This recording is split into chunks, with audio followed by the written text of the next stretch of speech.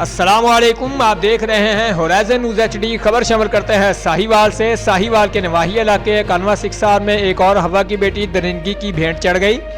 मुलजमान इरफान और ज़हूर कई माह तक लड़की को ज्यादती का निशाना बनाते रहे।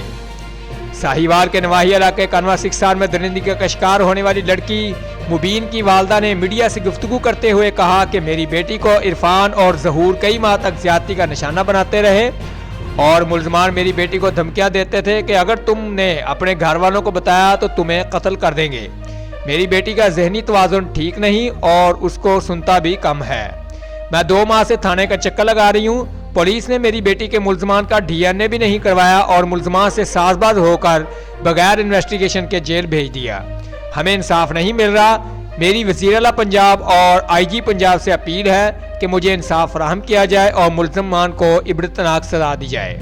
रिपोर्ट महबूब चौधरी, सरपरस्ती आला, होराइजन न्यूज़ HD।